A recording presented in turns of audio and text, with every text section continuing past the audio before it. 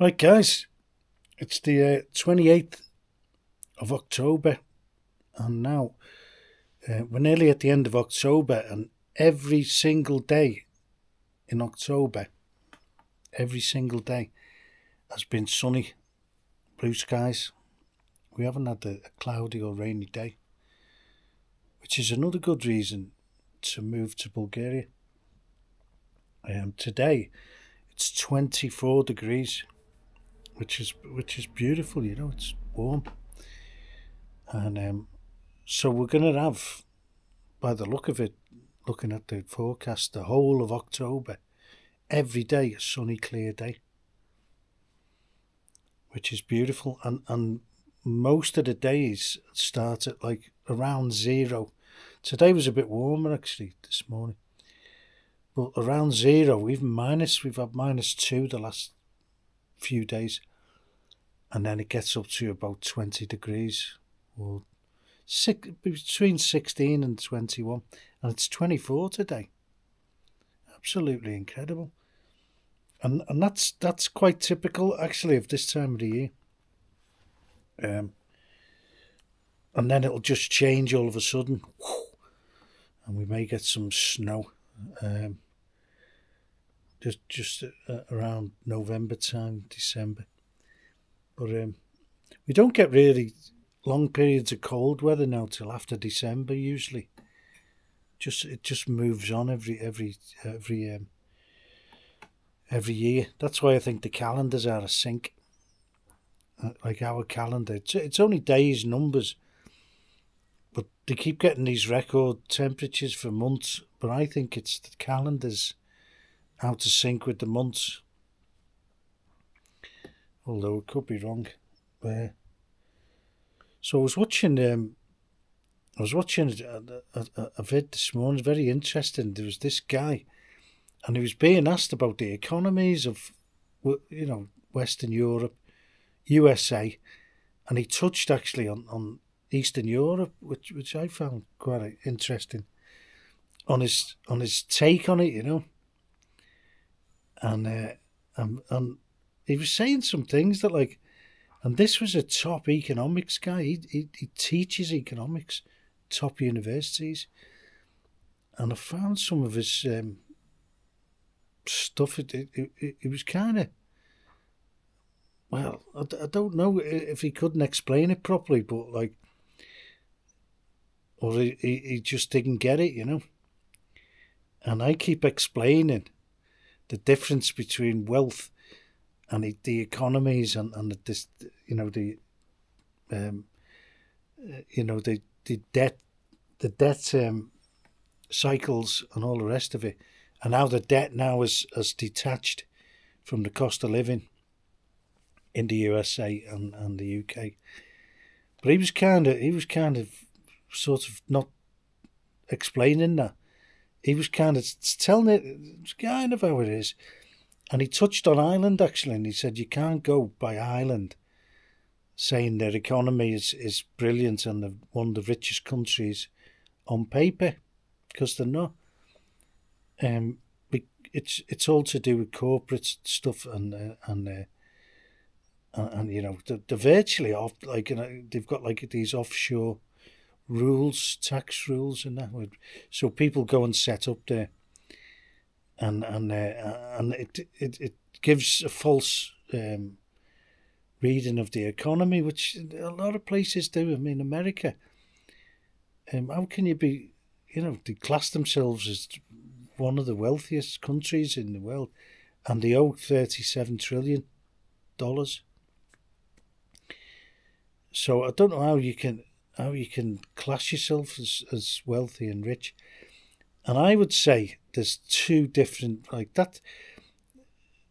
It depends how these economists, because he was tying himself up a little bit in kind of knots, because he said the European economies, most of them, not the southern, he said they're horrible, like Spain, and I think he meant Italy as well, Portugal, and they were rug pulled by the euro, actually, currency, the ECB bank, and Greece because they were given cheap money, and then they got the rug pulled, and then they couldn't pay it back. That's much the same as like people are finding themselves now in the UK. But they weren't rug pulled. I mean, it could always happen. So the thing I always try and get across is the real economy, boots on the ground, right? So I could say to that guy, he said the Eastern European countries are doing better now and they're catching up. But what are they catching up with? The cost of living crisis. They're not catching up with the UK. The UK's on the bones of its arse, on the street level. On they call him the man in the street, which has always amused me. The man in the street. If you go in the street, there'll be a man, and that'll be the man in the street. And all those type of derogatory terms for like people. And he said they're doing better and they're catching up. Well, they're not really. All they're doing is like leveling the playing field because they were like oppressed financially for years and years, and then they had to change from one economy type to another, the free market economy, which the UK and the USA is supposed to be, but it isn't anymore. It's just debt based, which isn't free market. That's the UK is just solely all on debt, and if you understand and study the fiat money system, which these economists will never mention, they'll never teach that.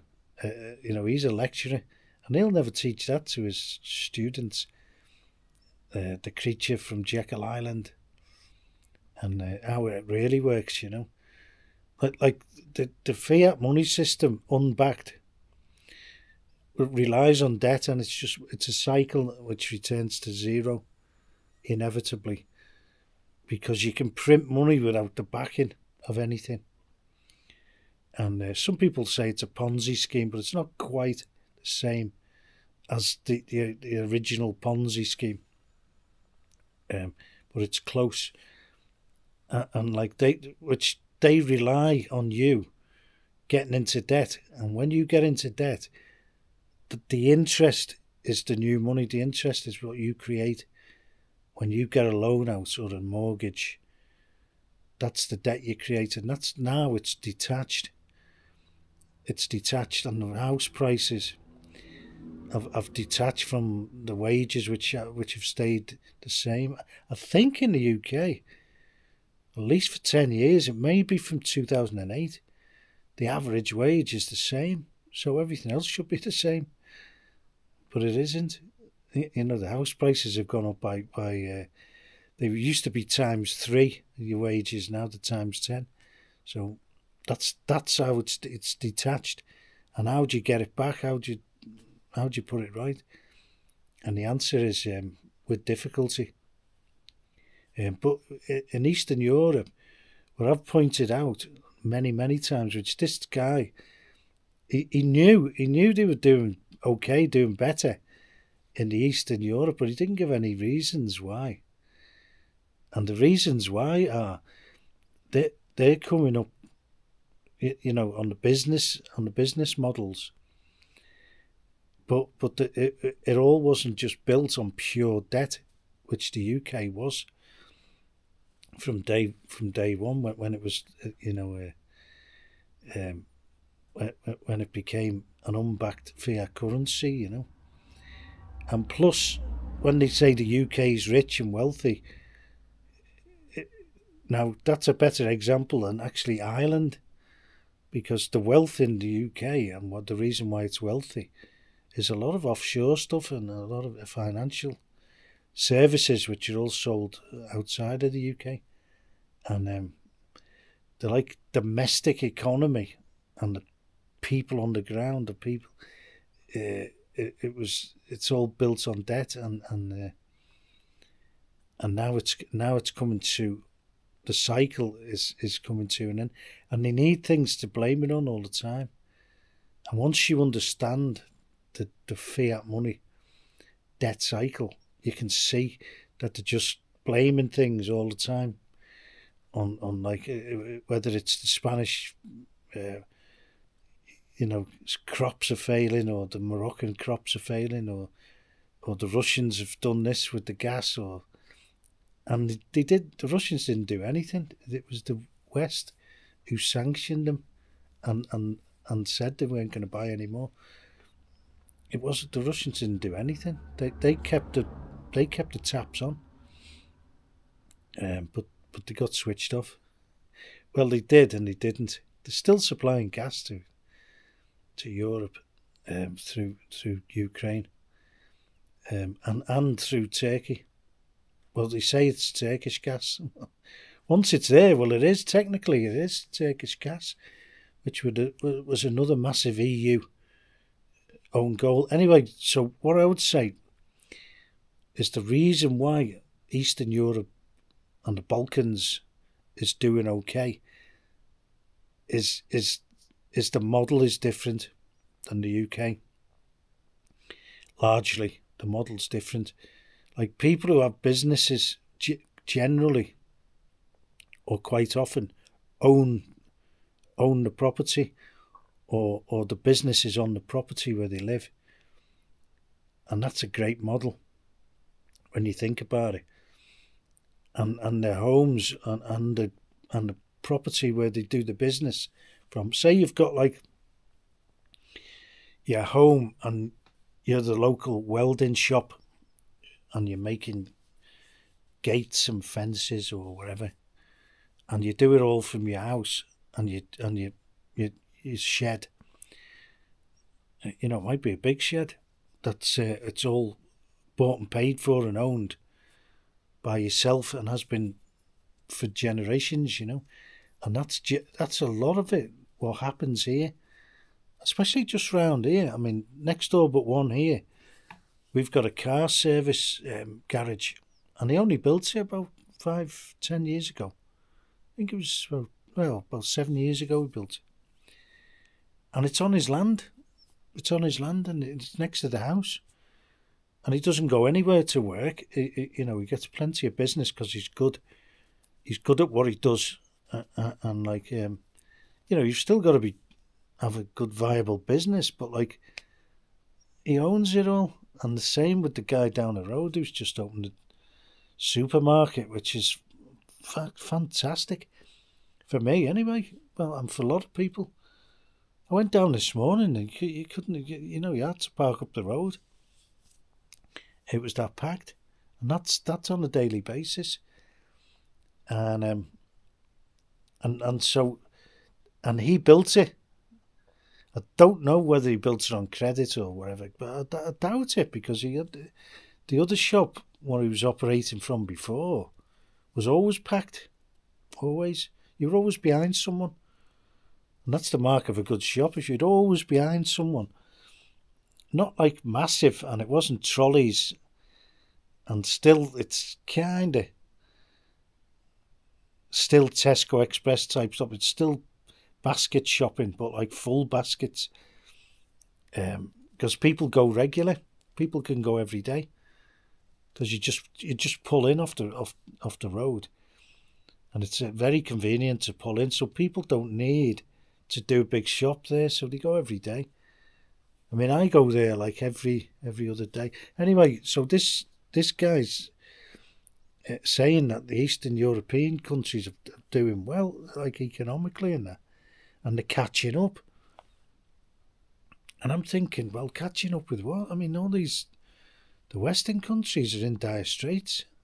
I think the debt to GDP in the UK is I think it's just below 100 or just over 100. I'm not sure, but lots of countries are like way above 100. Portugal and Italy, Belgium, Greece. They're all over 100% debt to GDP. Bulgaria is 22% debt to GDP, so they're fiscally in a good position, and like they have benefited actually a lot from being in the EU, because they get big payments, and I don't know whether the EU have noticed how many people there is here, judging on the payments, because they get payments like you would expect, like Spain to get, who've got a huge population compared. Like there's only 6.5 million people here, and you see figures like 10 billion euros, and you're thinking, hang on a minute, well, you divide that by 6 million people, they're getting big payments as if they were a big population. They're a big. It's not a small country. It's the same size as England. Well, it's not massive, is it? But it's not tiny. But it's only got 6.5 million people, and they get a lot of money. They get money for everything. I read the articles every week. They're getting payments for something or other, the border or the grain or whatever, or the energy, because they just say the skint, and like the longer they can keep that up, the better. But in reality, if you look around, and I keep saying this, and this is the real economy, because a lot of it's like cash here, a lot of it's unreported. I would think, and even the reported stuff is only 10% tax in Bulgaria across the board, wherever you are, whether you income tax, corporate tax, if you make billions, it's all 10% right across the board, which is fair, In my opinion, people think you should tax rich people. Well, like, this is a good example of like where the money's coming back in. Now, if you tax them, the rich people, and they don't want to invest anymore, or they skedaddle or put the money in Cayman Islands, that's no good to anyone, is it? So you want the money to be coming back into the economy, and that's what it's doing in Bulgaria. People are staying put now, and it's becoming perpetual. And you've got a lot of high-end stuff here now, like these spa resorts. They like them, and there's people walking around in the robes and and they're not cheap. You look it up. Booking.com. Just go on spa resorts. Just anything which says Banya in the name, that you'll find them there, and see how much it is a night. And they're all Bulgarians. And in the car parks, you see the cars, and I keep saying this, like, I'm thinking now, when I go to Lidl, I've got to park my car around the back, because of the shame. I'm only kidding. But like, there is a lot of new cars, and that's what you've got to watch. And when you're behind someone in the supermarket queue, when they open the wallet, just see how big it is, see how fat it is, And they've got cards flipping over, unheard of 10 years ago, unheard of. And so that's to that economist. And I could see he was wondering, how come? He said people in Europe that it's been stagnant. The growth, and they always go on about growth, which, I mean, you can't grow. You can't just grow indefinitely, can you? I wouldn't have thought. But if you get a good medium, a good you've got to grow. You've got to grow for the fiat money system. Unbacked. You have got to grow then, because you've got to service the debt. You've got to keep up with the debt, and that's what they probably mean by growth, catch up.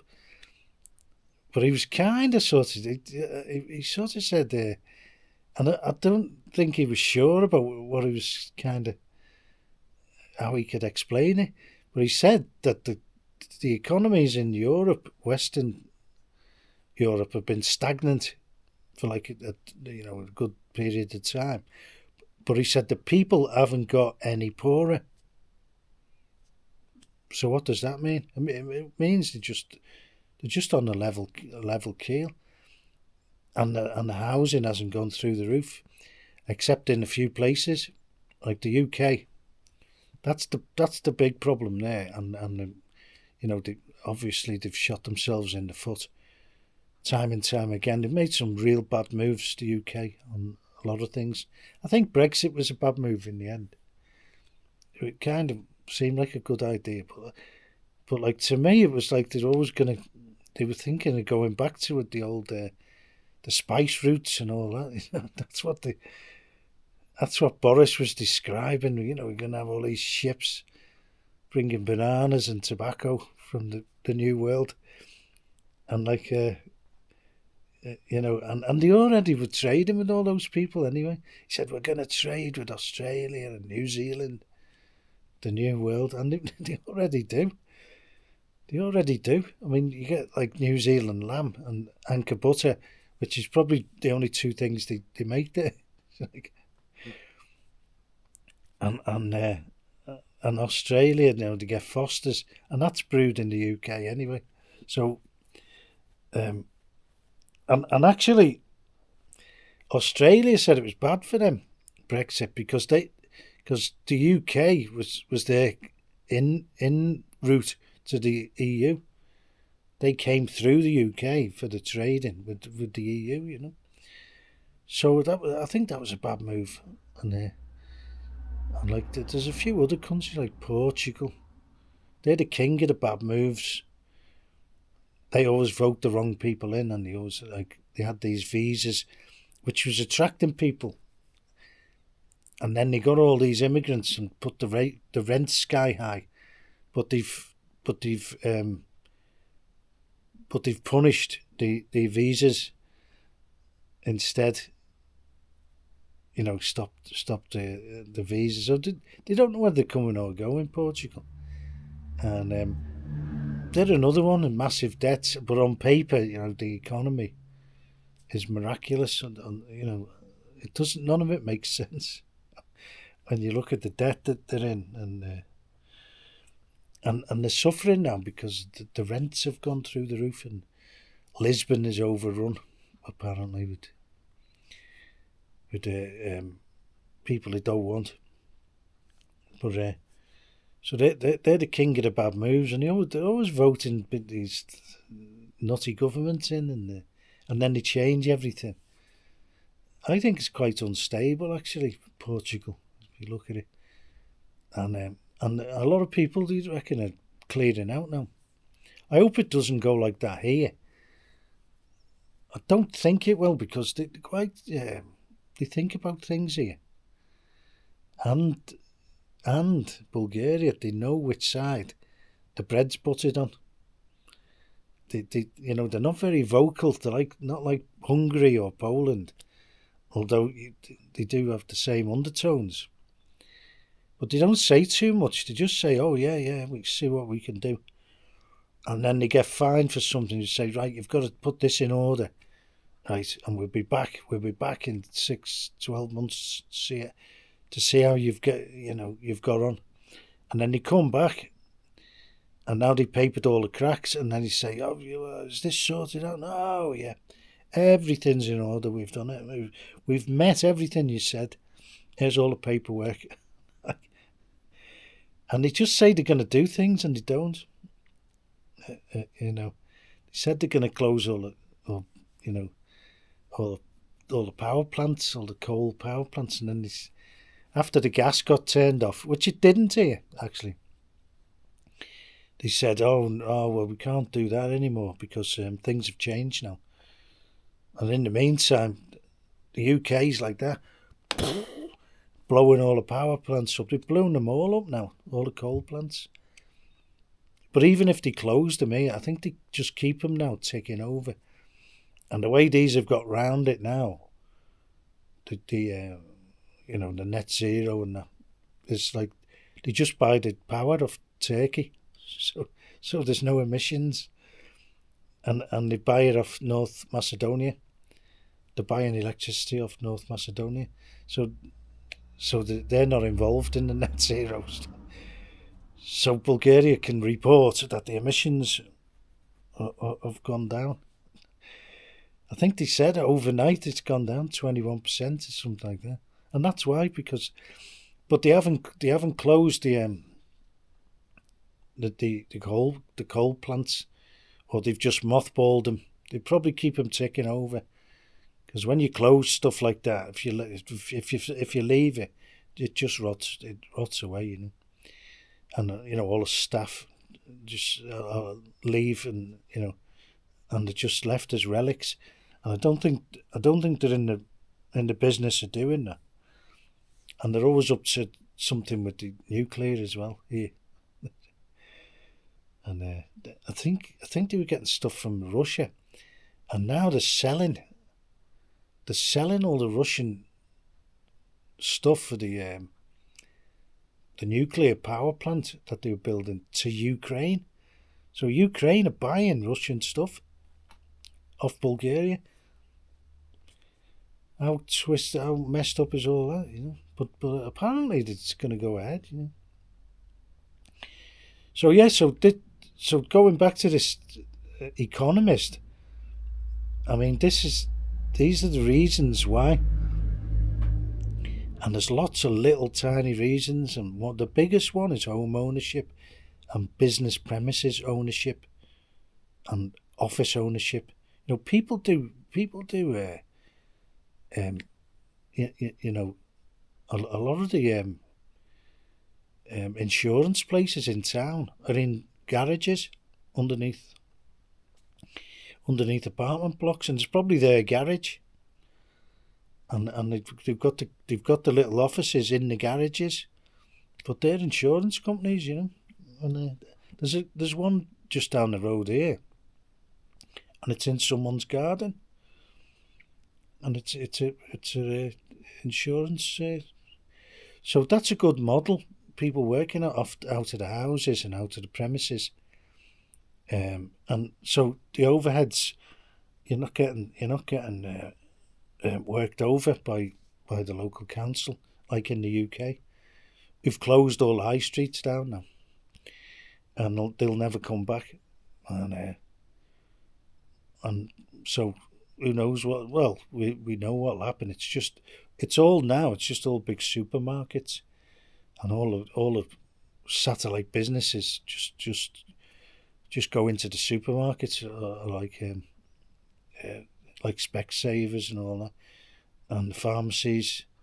They're all in the supermarket now, so that's what it'll be going for. That's what it is going forward, which works, It's just that you haven't got any high streets, and restaurants. They're the biggest. They were the biggest casualty, restaurants. And when you close a restaurant, you close a whole ecosystem of people, all the suppliers, your window cleaners, your cleaners, people printing your menus, the lot, the lot, lock, stock and barrel. It's all gone. But there are ways around that. Actually, there's these online restaurants now, and they all operate out of these big communal kitchens. They haven't got any public areas where you go and sit down and have dinner, and they just send it to your house to on the scooters, and that's what they do. And it's like an online restaurant, but their overheads are just this kitchen, and that's that can work, as long as the food's good, You don't have to go and sit in a restaurant with the the kind of risk of getting beaten up on the way home. So it's not all bad, but it's pretty grim. It makes for a grim scene everywhere's boarded up. It's pretty grim. Pretty grim atmosphere. Like you go to Albania now, and it's all like everything's brand new and surrounding. Everyone's sat outside, all over Eastern Europe, not just Albania, everywhere. I can go into town now and everyone will be sat out in the cafes, all having a cup of coffee, which is affordable. It's only £1 for a coffee, and I can go and sit there for an hour, for a quid, and that's what people do. So anyway, so this is the economics, and it's like it's common sense economics and why, and there's lots of other little things as well.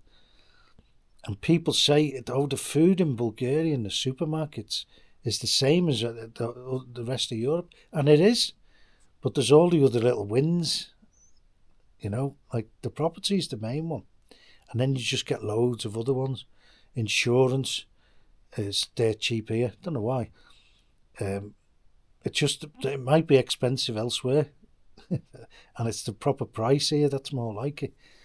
And then like things like water, you can get it for nothing, and I don't pay for any water except for washing and cleaning. For drinking and that, I've got a spring, so that's another one. You just tick them off one by one by one by one, and people grow a lot of stuff, and people still go to the mums for lunch, and it's all grown in the garden. And on the way out of the house, they get a big bag of veg for their house. That's what happens. And all these things add up. All of them. Everything adds up. And it's all frugal living. And you can live here, and I do, on next to nothing, And I haven't even got that, I don't even go and visit, the parents' house and get a big bag of veg. Although I do, when I visit them, when I visit my road trip manager, which I pop in now and again, I get a big bag of 2 big bags of veg, and it lasts me a month. Tomatoes and cucumbers and apples and all sorts. I've got bags and bags of apples here now, all free. So that's how it is, and that's why. So if that economist is watching, this is why Eastern Europe's catching up. It's not because of the economic miracle. It's just because they were oppressed financially for years and years, and now they love making money and they work round the clock. Okay, cheers.